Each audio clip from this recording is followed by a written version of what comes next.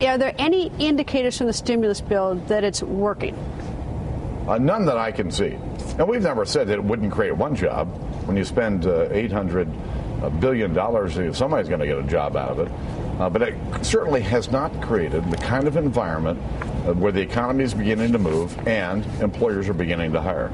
That was Republican Minority Leader John Boehner last night, revealing the results of his very, very special Republican-only mathematical computation of the efficacy of the stimulus bill.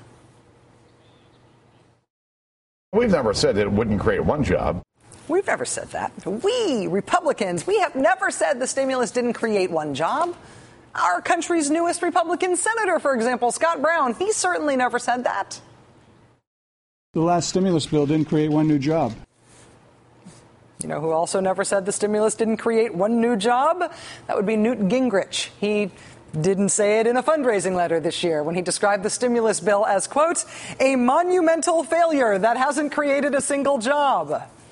But it wasn't just in press conferences and fundraising letters that Republicans never made this outrageous claim. They also didn't say it in radio interviews, such as the one a man named John Boehner gave to conservative talk show host Hugh Hewitt. You know, after the $1 trillion stimulus bill that didn't create any jobs, you know, that stimulus bill that didn't create any jobs, the one we never said didn't create any jobs. We've never said that it wouldn't create one job. While Republicans are busy trying to revise their derision of what Democrats have been trying to accomplish legislatively on jobs, the fact is unemployment in this country is really bad, double digits in many states bad.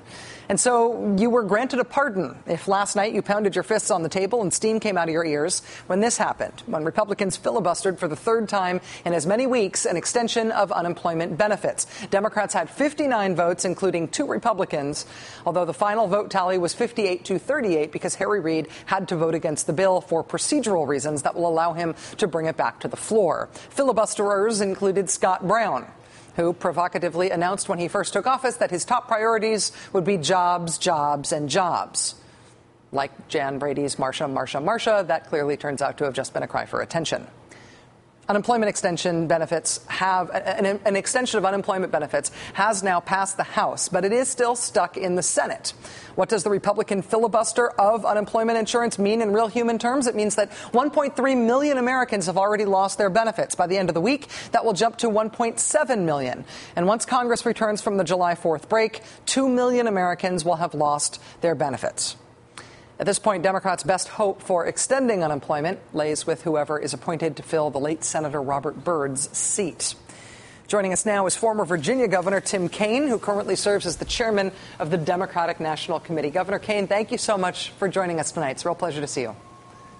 Glad to be back, Rachel. Thanks. Let me begin with this failure to pass an extension of unemployment benefits in the Senate. One of the single most economically stimulative things government can spend money on is, of course, unemployment. Democratic Senator Ben Nelson voted with Republicans to filibuster. Can Democrats not get him in line on a Democratic priority like this? Well, the vote was very disappointing because when you're voting against hard-hit people at a very hard-hit time, you're going to have to be held accountable by your constituents. That was disappointing. But, Rachel, the big game here is he did vote away we're not happy with. But every other Democrat, and we got a broad variety of Democrats in the Senate, voted for unemployment benefits. And all the Republicans, save the Maine senators, voted against. That's a sharp differentiation between these two parties. We're trying to both assist hard-hit workers and, as you point out, do things that will stimulate the economy.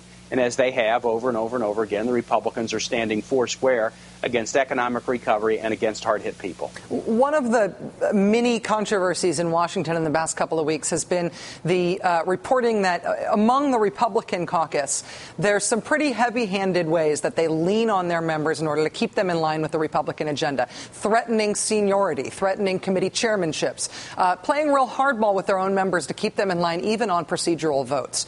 Do you support tactics like that? I mean, Ben Nelson would make all the difference here, even as all of the other Democrats line up with this priority.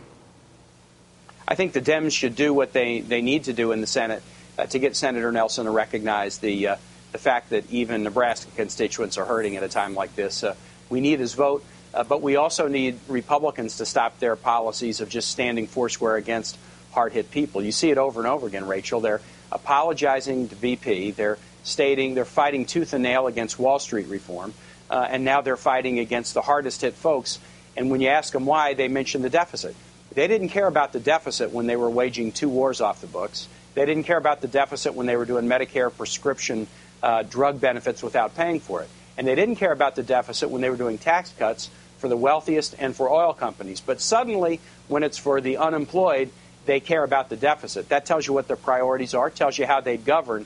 That's why we think there's such a sharp choice for Americans this November. I sort of feel like Republicans used to be sort of normal, or at least mainstream among Republicans, to argue that unemployment benefits were not necessarily an evil, but maybe they couldn't be afforded. Maybe they didn't want to add to the deficit. Now I feel like there has been a shift in which some Republicans, both candidates and elected Republicans, are arguing that unemployment benefits themselves are evil, that it's wrong to afford people any sort of social safety net once they've lost their job. Is that shift important, and will Democrats defend unemployment insurance on its merits? Absolutely. Well, first, as you point out, and just to explain it for a second, unemployment benefits are one of the best forms of stimulus because people who are hard hit and are getting those benefits spend a bigger chunk of those dollars in the economy, which then has ripple effects to help with economic growth. You do see Republicans now more and more mainstream marquee candidates like their nominee in Nevada actually saying that unemployment insurance is a bad thing. And it makes me wonder sometimes, is it the deficit? Is it just a hard-hearted attitude against the unemployed? Is it, frankly, a desire that the economic recovery not go forward so that they can get political benefit if there's turmoil? There's a whole series of things at work here. But what you see is a uniform strategy of battling for Wall Street, apologizing to BP, but turning a hard heart against those who are hit the hardest by this toughest economy since the 1930s. Former Virginia Governor Tim Kaine, currently the chair of the Democratic National Committee. Mr. Kaine, thank you very much for joining us tonight. Look forward to being back. Thanks, Rachel. Sure. I should note that we repeatedly ask the Republican Party Chairman, Michael Steele, to join us on the show. We would love to have him at any time. Michael Steele, you are welcome. Quite literally, anytime we'd love to have you. So far, he has not accepted any of those invitations. All right. It must be awesome to appear in the coolest sneaker commercials in the world, right? While everybody else is obsessing about your sport. You know what I mean?